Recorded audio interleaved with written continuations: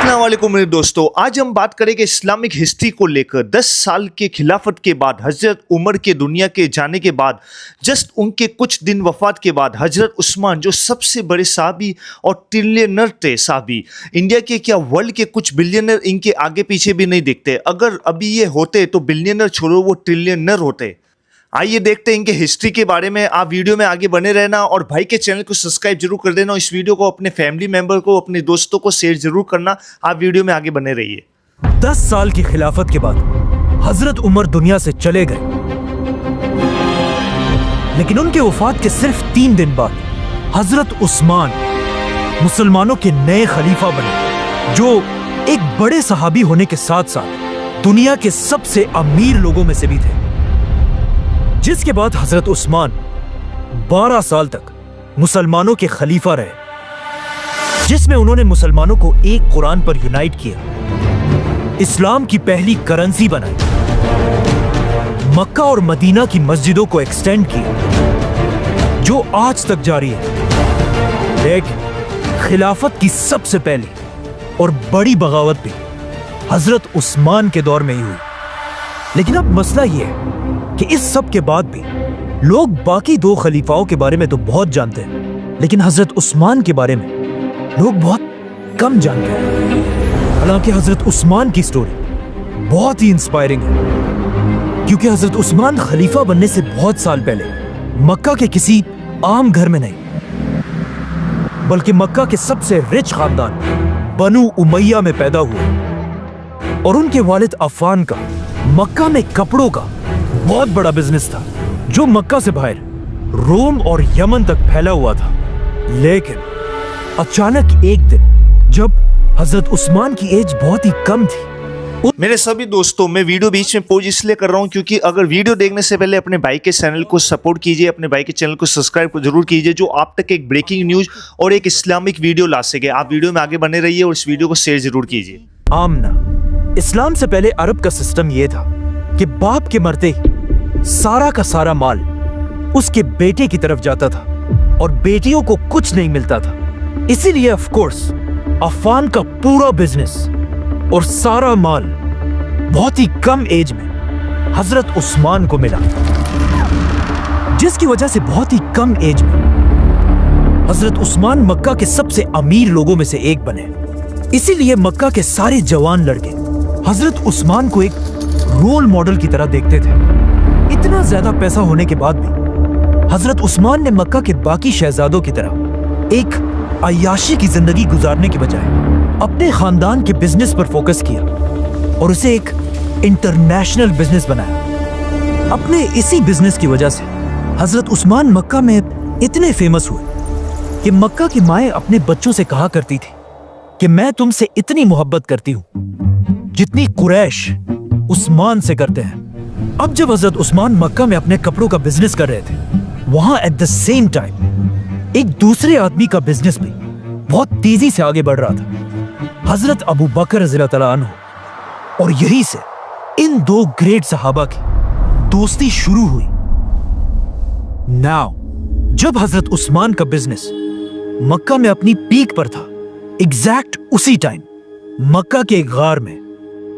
रसूलुल्लाह सल्लल्लाहु अलैहि वसल्लम पर पहली वही नाजिल हुई। इनकी इस्लामिक स्टोरी को लेकर, क्या इनकी वाक्य को लेकर कितनी सच्चाई है, क्या ये बात सही है क्या नहीं, आप कमेंट जरूर करना साथ साथ में। पहले इस्लाम अबू बकर रज़ियल्लाहु तआला अन्हु ने कबूल किया, और इस्लाम कबूल करते वो सीधा अपने दोस्त उस्मान रज़ियल्लाहु तआला अन्हु के पास गए और उन्हें भी इस्लाम की तरफ लेकर आए। हजरत उस्मान, जिन्हें मक्का के जवान अपना रोल मॉडल समझते थे, उनका इस्लाम कबूल करना पूरे मक्का और स्पेशली उनके खानदान बनु उमैया के लिए एक बहुत बड़ा धचका था, क्योंकि हजरत उस्मान के बाद सबको इस बात का पता था कि अब मुसलमानों को पैसों की ज्यादा कमी नहीं होगी, क्योंकि हजरत उस्मान बनु उमैया के पहले और अकेले शख्स थे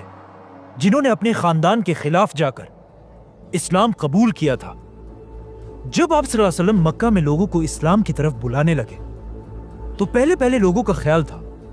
कि मोहम्मद सल्लल्लाहु अलैहि वसल्लम ये सब कुछ सिर्फ अपने खानदान बनु हाशिम को प्रमोट करने के लिए कर रहे हैं। इसीलिए लोग इस्लाम को सिर्फ एक कबीले का रिलीजन समझते थे لیکن اچانک ایک دن قرآن کی ایک سورت نازل ہوئی، سورہ مسد، جس میں اللہ نے مکہ کے سارے لوگوں کو چھوڑ کر آپ صلی اللہ علیہ وسلم کے چچا ابو لہب اور اس کی بیوی کے لیے بہت ہی سخت الفاظ یوز کیے، تاکہ ان آیتوں کی وجہ سے سب کو پتہ چل جائے کہ اسلام کسی خاندان کے لیے نہیں بلکہ پوری دنیا کے لیے ہے۔ لیکن اب مسئلہ یہ تھا، جس چچا کے بارے میں قرآن کی یہ آیات نازل ہوئی تھی، اسی کے 2 بیٹوں کے ساتھ آپ صلی اللہ علیہ وسلم کی 2 بیٹیوں کا نکاح ہو چکا تھا۔ تو اب جب ان آیات کا آپ صلی اللہ علیہ وسلم کے چاچا ابو لہب اور اس کی بیوی کو پتہ چلا تو انہیں بہت غصہ آیا، اور انہوں نے آپ صلی اللہ علیہ وسلم سے بدلہ لینے کے لیے اپنے بیٹوں کو حکم دیا کہ وہ آپ صلی اللہ علیہ وسلم کی بیٹیوں کو طلاق دے دیں۔ اب جب حضرت عثمان رضی اللہ تعالیٰ عنہ نے یہ دیکھا کہ صرف آپ صلی اللہ علیہ وسلم کو کمزور کرنے کے لیے ان کی بیٹیوں کو طلاق دیا گیا، تو وہ سیدھا آپ صلی اللہ علیہ وسلم کے پاس پہنچے اور ان سے ان کی بیٹی رقیہ کا ہاتھ مانگا۔ اس طرح حضرت عثمان رضی اللہ تعالیٰ عنہ آپ صلی اللہ علیہ وسلم کے بہت ہی قریب ہو گئے۔ یہ دیکھ کر ان کا خاندان بنو امیہ آخر اور برداشت نہیں کر سکا، کیونکہ یہ بنو امیہ کے لیے ایک بہت بڑی بے عزتی تھی۔ تو اب بالکل باقی مسلمانوں کی طرح بنو امیہ بھی حضرت عثمان جیسے پاورفل انسان پر ظلم کرنے لگے۔ کہا جاتا ہے کہ ان کے ایک چچا حکم انہیں رسیوں سے باندھ کر مارا کرتے تھے، اور ان کا پورا خاندان انہیں اسلام چھوڑنے کا کہتا رہتا تھا۔ لیکن حضرت عثمان اس سب کے بعد بھی اپنے خاندان کے خلاف جا کر آپ صلی اللہ علیہ وسلم کے ساتھ کھڑے رہے۔ اس کے کچھ ہی عرصے بعد مکہ میں آخر ایک ایسا ٹائم آیا کہ اب کچھ مسلمان اب اور یہاں نہیں رہ سکتے تھے، کیونکہ اب مکہ والوں نے مکہ کے 2 مسلمانوں کو شہید کر دیا تھا۔ تو رسول اللہ صلی اللہ علیہ وسلم نے ان مسلمانوں کو حکم دیا کہ وہ عرب کو چھوڑ کر حبشہ کی طرف ہجرت کریں، جہاں ایک نیک بادشاہ ان کی ضرور مدد کرے گا۔ آپ صلی اللہ علیہ وسلم کے اس حکم کے بعد حضرت عثمان اپنی بیوی رقیہ اور کچھ اور مسلمانوں کے ساتھ عرب کو چھوڑ کر ایتھیوپیا مطلب حبشہ کی طرف چلے گئے، اور وہاں جا کر اگین حضرت عثمان نے اپنی بزنس کی نالج کو یوز کر کے ایک نیا بزنس اسٹیبلش کیا۔ اب جب حضرت عثمان یہاں حبشہ میں تھے، وہاں مکہ والوں نے آپ صلی اللہ علیہ وسلم اور ان کے خاندان کا بائیکاٹ کر کے ان پر بہت ظلم کیا، لیکن حضرت عثمان مکہ سے بہت دور ہونے کی وجہ سے آپ صلی اللہ علیہ وسلم کی مدد نہیں کر سکے۔ 4 سال حبشہ میں گزارنے کے بعد اچانک حبشہ میں ایک افواہ پھیلی کہ مکہ کے سارے لوگ اسلام قبول کر چکے ہیں۔ یہ سن کر حضرت عثمان اور باقی مسلمان حبشہ چھوڑ کر واپس مکہ کی طرف آئے، لیکن یہاں آ کر انہوں نے دیکھا کہ یہ سب کچھ بالکل جھوٹ تھا۔ لیکن اب مکہ سے واپس حبشہ جانے کی بجائے رسول اللہ صلی اللہ علیہ وسلم نے مسلمانوں کو مدینہ کی طرف ہجرت کرنے کا حکم دیا۔ اب مدینہ مکہ سے بالکل اپوزٹ ایک بہت ہی غریب علاقہ تھا،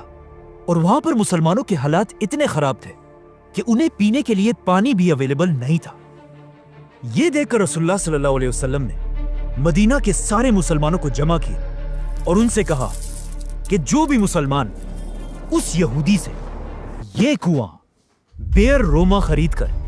مسلمانوں کے لیے کھول دے گا، اس کی جگہ جنت میں ہوگی۔ اب مدینہ میں آف کورس کوئی بھی ایسا نہیں تھا جو اتنے سخت حالات میں اس کنویں کو افورڈ کر سکتا ہو، لیکن صرف ایک شخص ایسا تھا جس کا بزنس شام، یمن اور اب حبشہ تک پھیلا ہوا تھا، حضرت عثمان۔ حضرت عثمان سیدھا اس یہودی کے پاس گئے، لیکن اس یہودی نے کہا کہ میں یہ کنواں نہیں بیچنا چاہتا، کیونکہ اس کنویں کے پانی پر اس نے ٹیکس لگایا تھا اور اس پانی کو بہت مہنگا بیچتا تھا۔ تو حضرت عثمان نے اس یہودی کے ساتھ ایک ڈیل کی اور اس سے آدھا کنواں خریدا، مطلب ایک دن یہ کنواں حضرت عثمان کا ہوگا اور ایک دن یہودی کا۔ اس یہودی نے یہ آفر خوشی سے ایکسپٹ کر لی، لیکن کچھ دنوں بعد اسے پتا چل گیا کہ یہ اس نے بہت بڑی غلطی کی ہے، کیونکہ جس دن یہ کنواں حضرت عثمان کے پاس ہوتا تھا، اس دن مدینہ کے سارے لوگ آ کر اس کنویں سے پانی بھر کر لے جاتے تھے، اور اگلے دن یہودی کے پاس کوئی بھی پانی لینے کے لیے نہیں آتا تھا۔ مطلب اس کنویں سے یہودی کی کمائی بالکل ختم ہو چکی تھی۔ تو اس یہودی نے حضرت عثمان کے پاس آ کر مجبوراً انہیں سارا کنواں بیچ دیا، اور اس طرح حضرت عثمان نے 20,000 درہم میں یہ کنواں خرید کر مسلمانوں کے لیے ڈونیٹ کر دیا۔ یہ حضرت عثمان کی اتنی بڑی ڈونیشن تھی کہ اسے آج تک پوری دنیا یاد کرتی ہے، کیونکہ یہ کنواں اور اس کے پاس زمین آج تک حضرت عثمان کے نام پر سعودی عرب میں رجسٹرڈ ہے، اور اس کنویں اور اس کے آس پاس زمین سے جتنی انکم آتی ہے اس سے حضرت عثمان کے نام پر ہی مدینہ میں ایک بہت بڑا ہوٹل بنایا گیا ہے۔ یہ ہوٹل ہر سال حضرت عثمان کے نام پر 50 ملین ریال کماتا ہے، 5 کروڑ ریال، جو آلموسٹ 400 کروڑ روپے بنتے ہیں، جسے پورا کا پورا غریبوں میں تقسیم کر دیا جاتا ہے۔ مطلب حضرت عثمان واحد صحابی ہے جن کے نام سے آج تک اللہ کی راہ میں کروڑوں دیے جاتے ہیں۔ یہ کنواں خریدنے کے کچھ ہی عرصے بعد اسلام کی پہلی جنگ کا ٹائم آیا، جنگ بدر، جس میں رسول اللہ صلی اللہ علیہ وسلم مدینہ سے 313 مسلمانوں کی فوج لے کر بدر کی طرف روانہ ہوئے۔ لیکن مسئلہ یہ تھا کہ حضرت عثمان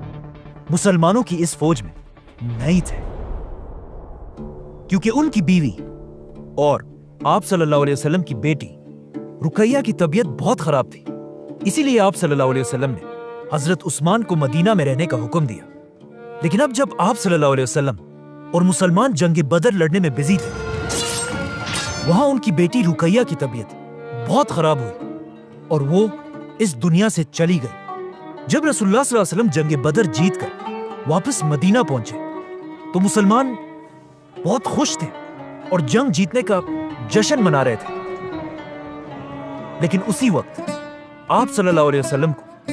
ان کی بیٹی رقیہ کی موت کی خبر دی گئی، جس پر آپ صلی اللہ علیہ وسلم کو اس جیت کے دن بھی بہت دکھ ہوا۔ رقیہ رضی اللہ تعالیٰ عنہا کی موت کے بعد مدینہ کے لوگوں نے دیکھا کہ حضرت عثمان بہت ہی دکھی اور پریشان رہنے لگے، اور جب ان سے پوچھا گیا تو انہوں نے بتایا کہ رقیہ کی موت کا دکھ تو مجھے ہے ہی، لیکن مجھے اس بات کا بھی غم ہے کہ ان کے جانے کے بعد میرا رشتہ رسول اللہ صلی اللہ علیہ وسلم کے ساتھ ٹوٹ چکا ہے۔ یہ سن کر آپ صلی اللہ علیہ وسلم نے اپنی دوسری بیٹی ام کلثوم کی شادی بھی حضرت عثمان سے کرائی، جس کے بعد حضرت عثمان کا نام ذو النورین پڑا، مطلب 2 نوروں والا۔ بدر کی جنگ ایسا ایک ہی ایونٹ تھا جس میں حضرت عثمان مسلمانوں کے ساتھ شامل نہیں تھے، کیونکہ بدر کے بعد حضرت عثمان اسلام کی ہر بڑی جنگ، احد اور خندق جیسی بڑی جنگوں میں شامل تھے، اور اس کے بعد آیا حضرت عثمان کی زندگی کا سب سے امپورٹنٹ ایونٹ کہ جب خندق کی جنگ کے بعد مسلمان مدینہ سے عمرہ کرنے کے لیے مکہ کی طرف روانہ ہوئے۔ جیسے ہی مسلمان مکہ کے قریب پہنچے، رسول اللہ صلی اللہ علیہ وسلم نے حضرت عمر کو حکم دیا کہ جاؤ اور مکہ کے لیڈر ابو سفیان سے بات کرو کہ ہم کسی جنگ کے لیے نہیں بلکہ صرف اور صرف عمرہ کرنے کے لیے آئے ہیں۔ یہ سن کر حضرت عمر نے آپ صلی اللہ علیہ وسلم سے کہا کہ میرا خاندان مکہ میں اتنا سٹرونگ نہیں ہے کہ وہ میری حفاظت کر سکے، آپ میری جگہ عثمان رضی اللہ تعالیٰ عنہ کو بھیجیں، کیونکہ ان کا خاندان بنو امیہ ہے جن سے اس وقت مکہ میں کوئی بھی طاقتور نہیں ہے۔ آپ صلی اللہ علیہ وسلم کو بھی یہ بات پسند آئی اور انہوں نے حضرت عمر کو چھوڑ کر اس اتنی امپورٹنٹ ڈیل کے لیے حضرت عثمان کو بھیجا۔ اب جب حضرت عثمان مکہ کی طرف چلے گئے تو لوگوں نے یہاں آپ صلی اللہ علیہ وسلم سے پوچھا کہ کیا ایسا ہو سکتا ہے حضرت عثمان سب سے پہلے جا کر کعبہ کا طواف کر کے واپس آ جائے؟ تو رسول اللہ صلی اللہ علیہ وسلم نے کہا کہ جتنا میں عثمان کو جانتا ہوں وہ مجھ سے پہلے کبھی بھی طواف نہیں کرے گا۔ جیسے ہی حضرت عثمان مکہ پہنچے، وہاں ایگزیکٹلی ایسا ہی ہوا۔ مکہ والوں نے حضرت عثمان سے کہا کہ آپ باقی مسلمانوں کو چھوڑے، آپ بڑے خاندان سے ہیں اور خود کعبہ کا طواف کر کے واپس چلے جائیں۔ لیکن حضرت عثمان نے انہیں کہا کہ میں کبھی بھی آپ صلی اللہ علیہ وسلم سے پہلے طواف نہیں کروں گا۔ اب مکہ والے مسلمانوں کو بس تکلیف دینے کے لیے حضرت عثمان کے ساتھ اس ڈیل کو ڈیلے کرنے لگے، جس کی وجہ سے حضرت عثمان کئی دن تک مکہ میں ہی رہے۔ اچانک وہاں مسلمانوں کے کیمپ میں یہ افواہ پھیلی کہ مکہ والوں نے رسول اللہ صلی اللہ علیہ وسلم کے میسنجر حضرت عثمان کو شہید کر دیا ہے، اور یہ آپ صلی اللہ علیہ وسلم کی ایسی توہین تھی جسے ایکسپٹ کرنا امپاسبل تھا۔ اب تک مسلمان کسی جنگ کے لیے تو نہیں آئے تھے،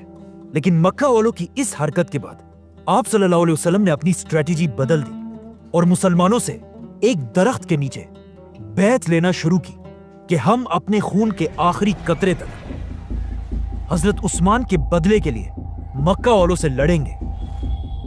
جس کے بعد سارے مسلمانوں نے آ کر رسول اللہ صلی اللہ علیہ وسلم کے ہاتھ پر بیعت کی، اور حضرت عثمان رضی اللہ تعالیٰ عنہ کی طرف سے آپ صلی اللہ علیہ وسلم نے ایک ہاتھ دوسرے ہاتھ پر رکھ کر ان کی طرف سے بھی بیعت کی۔ مطلب مسلمانوں کی پوری فوج حضرت عثمان کے لیے اپنی جان دینے کے لیے تیار تھے، لیکن یہ جنگ کبھی ہوئی نہیں، کیونکہ یہ ایک جھوٹی افواہ تھی، اور حضرت عثمان بالکل صحیح سلامت واپس آ کر مسلمانوں کے ساتھ شامل ہوئے۔ اس بیعت کو بیعت الرضوان کہا جاتا ہے، اور یہ اتنی امپورٹنٹ بیعت تھی کہ جس درخت کے نیچے مسلمانوں نے بیعت کی تھی اس درخت کا ذکر قرآن میں بھی ہوا ہے۔ اب یہاں پر ایک بہت ہی انٹرسٹنگ بات ہے کہ اس سب سے بہت سال بعد حضرت عمر کی خلافت میں جب بھی مسلمان حج کرنے آتے تھے وہ اس درخت کے پاس جا کر بھی حاضری لگاتے تھے، جو ایک ایسا کام تھا جس کا اسلام میں کوئی ذکر نہیں ہے، اور حضرت عمر نہیں چاہتے تھے کہ مسلمان اسلام میں نئے نئے رواج بنائے، تو حضرت عمر نے اپنی خلافت میں حکم دیا کہ اس درخت کو کاٹ دیا جائے۔ اسی لیے آج تک کسی کو نہیں پتا کہ وہ درخت آخر کہاں پر تھا۔ اس کے بعد حضرت عثمان کی مدینہ میں اتنی اہمیت تھی کہ ایک دن رسول اللہ صلی اللہ علیہ وسلم کسی چھوٹی جنگ پر مدینہ سے کہیں دور چلے گئے، اور جانے سے پہلے انہوں نے اپنی جگہ مدینہ کا لیڈر حضرت عثمان کو بنایا۔ اس کے بعد اسلام کے ہر ایونٹ میں حضرت عثمان آپ صلی اللہ علیہ وسلم کے قریبی ساتھی رہے۔ خیبر، فتح مکہ، حنین، ان ساری جنگوں کے بعد آخر ایک ایسی جنگ آئی جس کی وجہ سے آج تک حضرت عثمان کو یاد کیا جاتا ہے۔ اسی طرح اسلام پورے عرب میں پھیل گیا، اور اب مسلمانوں کی جنگ سیدھا اس وقت کی سپر پاور رومن ایمپائر سے ہونے لگی۔ لیکن رومن ایمپائر سے لڑنا کوئی آسان کام نہیں تھا۔ اس کے لیے مسلمانوں کو بہت زیادہ مال اور طاقت کی ضرورت تھی، تو آپ صلی اللہ علیہ وسلم نے جنگ تبوک کے لیے مسلمانوں کی 30,000 کی فوج جمع کی۔ تو اب 30,000 کی فوج کو مینج کرنا ایک بہت ہی مشکل کام تھا، اسی لیے رسول اللہ صلی اللہ علیہ وسلم نے پوری مسلمان امت سے اپیل کی کہ جس سے جتنا ہو سکے اس فوج کی مدد کے لیے خرچ کرے، اور جو بھی اس فوج کی اپنے مال سے مدد کرے گا اس کے بدلے میں اسے جنت ملے گی۔ یہ سن کر حضرت ابو بکر نے اپنے گھر کا سارا سامان لا کر ڈونیٹ کر دیا۔ حضرت عمر نے اپنے گھر کا آدھا سامان، مسلمان عورتوں نے اپنے زیور، اور ایون ایک غریب صحابی ایسے بھی تھے جنہوں نے کچھ کھجور لا کر آپ صلی اللہ علیہ وسلم کے سامنے پیش کی، جس سے آف کورس مسلمانوں کی فوج کو فائدہ تو ہوا، لیکن اصل میں اس پوری فوج کے پیچھے سب سے زیادہ فنڈنگ صرف ایک ہی صحابی کی تھی، حضرت عثمان۔ جب مسلمان ہر طرف سے تبوک کی جنگ کے لیے جمع ہونے لگے تو حضرت عثمان نے ان کے لیے سب سے پہلے 1,000 اونٹ، 70 گھوڑے، 10,000 گولڈ کوئنز، 70,000 سلور کوئنز، یہ سب مسلمانوں کی فوج کو ڈونیٹ کر دیے، جس کا اگر آج حساب لگایا جائے تو یہ بلینز آف روپیز بنتے ہیں۔ رسول اللہ صلی اللہ علیہ وسلم نے ان سکوں کو اپنے ہاتھ میں پکڑ کر کہا، آج کے بعد عثمان جو بھی کرے اسے کوئی نقصان نہیں ہوگا۔ حضرت عثمان اور باقی مسلمانوں کی مدد سے مسلمانوں کی فوج مدینہ سے رومن ایمپائر کی طرف روانہ ہوئی، لیکن یہ فوج اتنی بڑی تھی کہ صرف اس کے کھانے پینے کا خرچہ بھی بہت بڑا تھا، اور کچھ ہی دنوں بعد اس فوج کے کھانے پینے کا سامان ختم ہونے لگا، اور لوگ رسول اللہ صلی اللہ علیہ وسلم کی طرف مدد کے لیے دیکھنے لگے۔ یہ دیکھ کر حضرت عثمان فل سپیڈ گئے، اور ایک بار پھر کئی اونٹوں کو کھانے پینے کی چیزوں سے بھر کر مسلمانوں کی فوج کی طرف لے کر آئے۔ جب آپ صلی اللہ علیہ وسلم نے حضرت عثمان کے اس قافلے کو دور سے آتا ہوا دیکھا تو وہ بہت خوش ہوئے، اور انہوں نے لوگوں سے کہا کہ وہ دیکھو، تمہاری مدد کے لیے سرخ اونٹ سامان لا رہے ہیں۔ اور جیسے یہ قافلہ پہنچا، آپ صلی اللہ علیہ وسلم نے اللہ سے دعا کی کہ یا اللہ میں عثمان سے خوش ہوں اور آپ بھی عثمان سے راضی ہوں۔ اب مسئلہ یہ تھا کہ جیسے ہی مسلمان تبوک کی جنگ کے لیے پہنچے، رومن امپائر کی فوج پہلے ہی وہاں سے بھاگ چکی تھی، مطلب کوئی جنگ ہوئی نہیں۔ تو اب چاہیے تو یہ تھا کہ حضرت عثمان اپنا سارا ڈونیٹ کیا ہوا مال مسلمانوں کی فوج سے واپس لے لیتے، لیکن انہوں نے ایسا نہیں کیا اور جنگ نہ ہونے کے باوجود بھی اپنا یہ سارا مال مدینہ کی ریاست کو ڈونیٹ کر دیا۔ اس طرح آپ صلی اللہ علیہ وسلم اپنے آخری دن تک حضرت عثمان سے خوش رہے۔ اسی لیے ان کی وفات کے بعد اسلام کے پہلے خلیفہ ابو بکر رضی اللہ تعالیٰ عنہ نے حضرت عثمان کو اپنا بڑا منسٹر بنایا، اور حضرت عثمان اسی طرح اپنے بزنسز کی طاقت سے مسلمانوں کی اس خلافت کو سپورٹ کرتے رہے، جس کے بعد حضرت عمر کی خلافت میں بھی حضرت عثمان ان کے سب سے بڑے منسٹرز میں سے رہے۔ لیکن جیسے ہی حضرت عمر کی شہادت کے بعد حضرت عثمان مسلمانوں کے خلیفہ بنے، رومن اور پرشین امپائر کے بادشاہوں کو سمجھ آ گئی کہ یہی ٹائم ہے مسلمانوں کی اس خلافت کو ختم کرنے کا، اور انہوں نے مسلمانوں کی اس خلافت پر ہر طرف سے حملہ کر دیا۔ تو اب حضرت عثمان نے یہ پروف کرنا تھا کہ وہ حضرت عمر کی اس اتنی بڑی خلافت کو ڈیفینڈ کر سکتے ہیں یا نہیں۔ چلو میرے سبھی دوستوں، ملتے ہیں ایک اگلے ویڈیو میں جو اسلامک ہسٹری کو لے کر ہوگا کہ ایک بریکنگ نیوز کو لے کر ہوگا۔ ملتے ہیں نیکسٹ ویڈیو میں۔ اللہ حافظ۔